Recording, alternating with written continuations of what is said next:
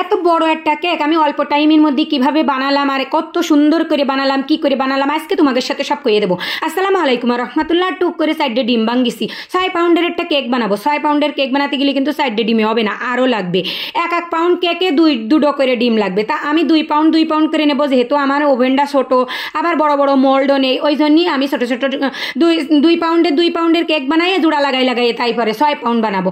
তা আমি কিন্তু চিনি গুঁড়ো এনে নিছি ব্লেন্ডারে, আর ওই যে ডিমের সাদা অংশ বিট করে নিচ্ছি। ওর মধ্যে কিন্তু ওই চিনি দিচ্ছি আর বিট করতেছি, সব চিনি যে সময় দেওয়া হয়ে গেল সেই সময় ডিমের কুসুমটাও ওর মধ্যে দিয়ে দেবো। একটা ডিমের কুসুম দেবো আর একটু করে বিট করবো, একটা দেবো একটু করে বিট করবো, এরম করে আস্তে আস্তে ডিমের কুসুম কটা সব কটা দিয়ে একটু বিট করে তারপরে দেখবো ওই যে ডিমের যে ম্যারাংডারে কি সুন্দর গোনো বানাই নিলাম ওইটা ঠিকঠাক আছে কিনা। যদি ঠিকঠাক থাকে তার মধ্যে 6 টেবিল চামচ তেল দেবো, সোয়াবিন তেল 6 টেবিল চামচ সোয়াবিন তেল দেবো, আবার ভ্যানিলা এসেন্স দিলাম, দিয়ে আর একটুখানি বিট করে এইবার যে ওই যে আটা ময়দা যা ছিল, বেকিং পাউডার বেকিং সোডা তারপরে ময়দা সব কিছু চাইলে নিলাম, নিয়ে একটা বাটির মধ্যে দিয়ে দিলাম। সেইটা ওই ব্যাটারের সাথে আস্তে আস্তে মিশিয়ে নেবো।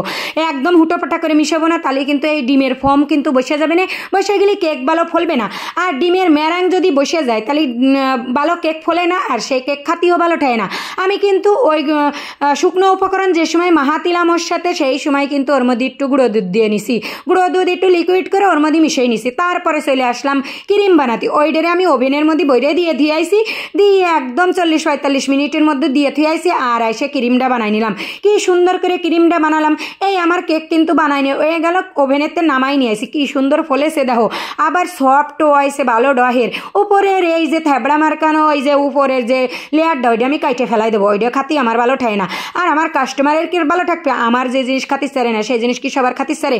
তা উপরের ওই পর্দা ফেলাই দিছি, দিয়ে এইবার কেকটারে 3 ভাগে ভাগ করে নিছি। লেয়ারে সুগার সিরাপ দেবো। কেকটারে 3 ভাগে ভাগ করে ওই বোর্ডের পরে 1 ভাগ থুয়ে ওর মধ্যে একটু সুগার সিরাপ দিছি। সুগার সিরাপ কি তোমরা তো নিশ্চয়ই জানো, আমি তারপরেও কয়ে দিচ্ছি।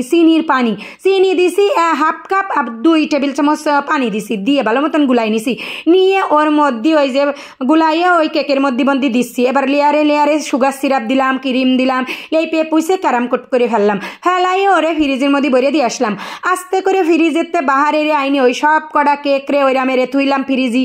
সেহেনতে সব কটারে একসাথে বাহারে আইনে জোড়া লাগাইয়ে এই যে এখানে আস্তে একটা বড় কেক বানাচ্ছি, তাই সমান বানাচ্ছি।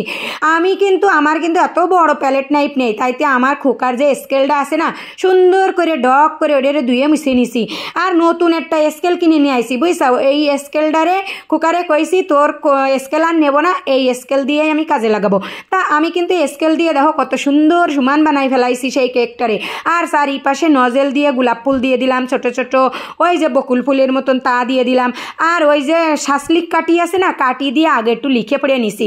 কারণ কি লেখাপড়া যদি ভুল হয়ে যায় তাহলে তো চকলেট দিয়ে লেখাপড়া করতে হবে, তাহলে তো দেখতে বিশ্রী লাগবে না। চকলেট তো কালো, কেক তো সাদা, দেখতে খারাপ লাগবে না।